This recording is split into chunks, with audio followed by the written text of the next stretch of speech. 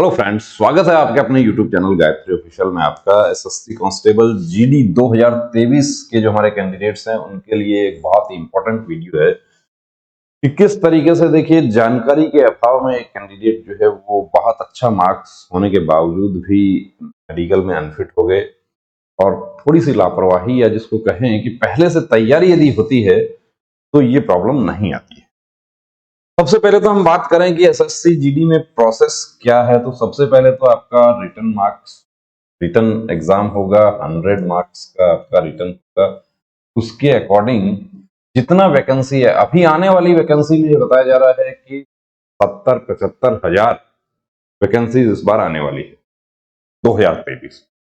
तो 70 हजार आने वाली है, तो इसका मतलब पीटी पीएसटी कितने लोगों का होगा? पीटी पीएसटी के क्वालिफाई होंगे एसएसएफ के लिए 15 गुना। एसएसएफ और एनआईए की भी यदि वैकेंसी होती है तो उसके लिए 15 गुना कैंडिडेट्स पास किए जाते हैं। यानी कि दोनों में मिला के यदि 400 वैकेंसी होती है तो 15-4-60 हजार कैंडिडेट्स को एसएसएफ के लिए पीटी पीएसटी क्वालिफाई किया जाएगा। इसके अलावा जो वैकेंसीज है वो स्टेट और यूटी का अपना वैकेंसी है, तो उसमें 12 गुना कैंडिडेट्स को क्वालिफाई किया जाता है। यानी कि 70 हजार वैकेंसी यदि होती है तो गुना 12, कितना कैंडिडेट्स पास किया जाता है? 8,40,000 को पास किया जाता है। ऐसा अनुमानित बताया जा रहा है कि 70 हजार हो सकती है। उसके बाद ये जो क्वालिफाई कर लेते हैं, उन क्वालिफाई में से फिर अगला चरण जो है, थर्ड फेज, वो है डॉक्यूमेंट वेरिफिकेशन। अब यहां तक आपके डॉक्यूमेंट नहीं देखे जाते हैं। राजस्थान का कैंडिडेट आसाम का डोमिसाइल स्टेटस शो करके भर्ती देख सकता है, अरुणाचल का करके देख सकता है। अभी देखा भी, यहां तक कोई डॉक्यूमेंट नहीं चेक हुआ, डॉक्यूमेंट यहां चेक होता है। अब इस डॉक्यूमेंट वेरिफिकेशन के लिए कितने गुना कैंडिडेट्स को बुलाया जाता है? तो इसके लिए 3 गुना कैंडिडेट्स को बुलाया जाता है। यानी कि यदि 70 हजार वैकेंसी होती है तो 2,10,000 कैंडिडेट्स का मेडिकल होगा। अब कितने क्वालिफाई होते हैं उस पर भी डिपेंड करता है। 20 नंबर एससी एसटी और ओबीसी और 25 मार्क्स ईडब्ल्यूएस और यूआर, इनके लिए इस बार रखा गया था। 100 में से जो लिया क्वालिफाई करने के लिए, लेकिन मैक्सिमम स्टेट और यूटी में मेरिट बना। अब ये हो गया। यहां पर डॉक्यूमेंट वेरिफिकेशन के बाद आपका आता है डिटेल मेडिकल एग्जामिनेशन। और एक डाउट इस बार काफी कैंडिडेट्स को था कि 15 दिन का समय मिलेगा अपील करने के लिए, और उसके बाद 3 से 4 महीने का समय मिल जाएगा मुझे री मेडिकल होने में, जैसा कि 2018 की भर्ती में हुआ था। लेकिन मेडिकल गाइडलाइन 2021 के 30 मई 2021 को रिवाइज कर दी गई। उसमें सभी भर्तियों में, जो भी हमारी सेंट्रल आर्म्ड पुलिस फोर्सेस की भर्तियां होती हैं, वो ट्रेड्समैन से लेके ऊपर सीएपीएफ असिस्टेंट कमांडेंट तक डिटेल मेडिकल एग्जामिनेशन और री मेडिकल एग्जामिनेशन एक साथ ही होता है। यानी कि आपका कैसा भी पॉइंट क्यों ना है, इस बार टैटू में बहुत सारे कैंडिडेट्स अनफिट हुए। टैटू मिला तो री मेडिकल देने के लिए ही नहीं गए कि ओवरनाइट टैटू रिमूव नहीं हो सकता, और यदि रिमूव हुआ तो उसका फी जो था वो 3 गुना 4 गुना तक पे करना पड़ा।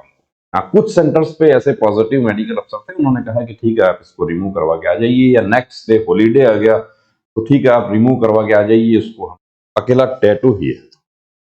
अब एक पॉइंट आपको देखे दिखाते हैं एक कैंडिडेट का। ये मेमोरेंडम अनफिट है डिटेल मेडिकल एग्जामिनेशन, डीएमई। कहां हुआ था ये फ्रंटियर हेडक्वार्टर बीएसएफ बेंगलुरु। क्या पॉइंट था? डिफेक्टिव डिस्टेंट विजन बाइलेटरल आई 612 होना कितना चाहिए? मास्टर आई जो है वो आपका होना चाहिए, मास्टर आई 6/6 होना चाहिए, और दूसरा आंक आपका 6/9 भी चलेगा। अब मास्टर आई जो है वो कौन सा है कि मैं राइट हैंड से लिखता हूं तो मेरा राइट आई जो है वो मास्टर आई होना चाहिए। निशाना लगाने के लिए दूसरी आंख बंद करनी। 612 हो जाता है। कई बार देखिए क्या होता है कि आप ओवरनाइट सफर करके जाते हैं, ट्रेवल किया आपने रात में सो नहीं पाए, रेस्ट रिलीफ नहीं हुआ इस वजह से, या पहली बार कहे कि आप चार्ट को देख रहे हैं उसका भी असर हो जाता है। लेकिन इनका वाकई 6/12 6/12 है। तो 2 दिन बाद में ये किस डेट को होता है? ये होता है 22/9/2022। उसके बाद वेरी नेक्स्ट डे इनका, वेरी नेक्स्ट तो नहीं हुआ, 22 से इनको 5 दिन का समय मिल गया। 27 को इनका रीमेडिकल हुआ, 27 को रीमेडिकल हुआ, उसमें भी ये रीजन दिया है डिफेक्टिव विजन 6/12 और defective vision, distant vision sorry, DVA। दोनों आंखों में कितना दिया है? 6/12 और 6/12, ये राइट और ये लेफ्ट ये लिखा है। इसके अलावा रिफ्रैक्शन का भी इनका जो है 2 पॉइंट है। तो ये 3 डॉक्टर्स का ये यहाँ पे सिग्नेचर है। 14+ मार्क्स जो था वो इनको ज्यादा था कट ऑफ से, लेकिन इसकी वजह से सारी मेहनत बेकार हुई। अब इसका इलाज क्या था? इसका इलाज ये था कि समय रहते लेजर सर्जरी करवा लिया जाए। लेजर सर्जरी अलाउ नहीं है अकॉर्डिंग टू मेडिकल गाइडलाइन, लेकिन रेलवे की तरह फोर्सेज में ऐसा मैकेनिज्म नहीं है कि आपका डिटेल मेडिकल एग्जामिनेशन में आपको मशीन से चेक किया जाए जैसा रेलवे में होता है। रेलवे में आप लेजर करवा के आप फिट नहीं हो सकते कि वो मशीन से चेक करते हैं। हाँ, 4-5 साल तक यदि हो जाता है तो वो लेजर डिटेक्ट नहीं होता। लेकिन CAPF की यदि हम बात करते हैं तो यहाँ पर लेजर करवा के बहुत सारे कैंडिडेट्स जो है वो फिट हो जाते हैं। इस भर्ती में भी हुए हैं, दूसरी भर्ती में होते हैं, लेकिन यदि आप लेजर करवा के फिट हुए हैं तो आपको 2 चीज आपको ध्यान रखनी पड़ती है लेजर करवाया है। तो पहली तो ये कि जब आप डिक्लेरेशन फॉर्म फिल करते हैं उसमें लिखा रहता है कि क्या आपने लेजर करवाया है। अब उसमें यदि आपने यस पे टिक कर दिया आपने, जैसा कि कुछ कैंडिडेट्स ये गलती कर बैठते हैं कि सर्जरी करवाया है, बता दिया, जानकारी नहीं थी कि लेजर करवा के फिट नहीं हो सकते, वो डिटेक्ट हो गई, यानी कि उनको अनफिट किया गया, रेफर किया गया उनको स्पेशलिस्ट के पास, और स्पेशलिस्ट ने मशीन से चेक किया, उसमें वो डिटेक्ट हो गई और आउट हो गए। दूसरी बात यह है कि यदि आपने करवाया है लेजर तो वो बात जो है वो सिर्फ आप तक ही सीमित रहनी चाहिए, किसी को बताने की जरूरत नहीं है। ना डिक्लेरेशन फॉर्म में देने की जरूरत है, ना किसी अपने दोस्त को बताने की जरूरत है, ना अपने साथी को बताने की जरूरत है, ना अपने पड़ोसी को बताने की जरूरत है कि कहीं आप फाइनल भर्ती हो गए उसके बाद यदि कोई कंप्लेंट करते तो भी आप परेशानी में पड़ सकते हैं। तो ये रूल है दोस्तों, इसमें कोई डराने वाली कोई बात नहीं है। ये आपके सामने जो है वो प्रूफ आपको दिखा रहा हूं कि किस तरीके से ये कैंडिडेट जो है वो जानकारी के अभाव में अनफिट हो गए। हमारे BSF वाटर विंग के जो कैंडिडेट्स हैं या आने वाली भर्ती 2023 के जो कैंडिडेट्स हैं, या BSF tradesman, SSB tradesman, driver, या head constable ministerial, head constable radio mechanic, ये सब भर्तियां आप देख रहे हैं, तो आपको देखिए पहले कंप्लीट प्री मेडिकल चेकअप आपको एक बार जरूर करवाएं कि उससे क्या होता है कि इन सब चीजों का पता चल जाता है।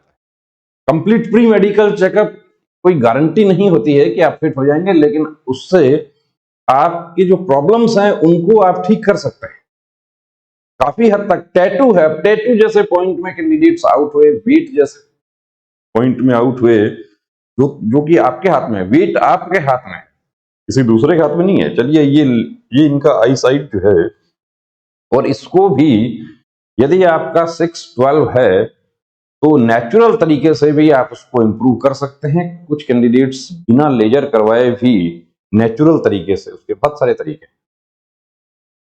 तो बने रहिए दोस्तों चैनल के साथ, और यदि आप भी प्री मेडिकल चेकअप आप करवा के देखना चाहते हैं तो उसके लिए कंप्लीट प्री मेडिकल चेकअप की सुविधा हमारे सेंटर पे उपलब्ध है, जिसमें general physician, physiotherapist, eye surgeon जो है वो स्पेशलिस्ट, आंख के डॉक्टर और ENT स्पेशलिस्ट वो कंप्लीट चेकअप आपका करते हैं। Complete diagnosis, X ray, ECG, blood, urine, CBC urine, routine microscopic सब जांचें आपकी की जाती हैं, और यदि स्पेशलिस्ट की ओपिनियन लेने की जरूरत होती है, किसी को एक करवाना होता है कि मुझे डॉपलर टेस्ट करवाना है, मुझे अल्ट्रासाउंड करवाना है, मुझे पूरा तसल्ली चाहिए, तो उसकी भी पूरी सुविधा उपलब्ध है। उसके लिए आप नीचे दिए गए नंबर पर आप संपर्क कर सकते हैं। जय Hind. Gayatri pre medical centre, Sikar, Rajasthan.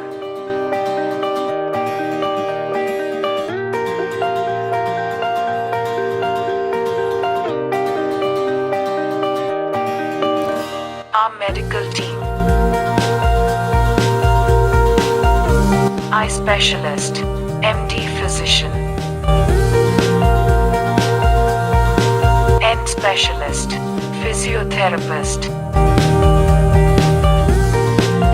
हमारे सेंटर पर कंप्लीट प्री मेडिकल चेकअप की सुविधा उपलब्ध है। Book your appointment 9982877443।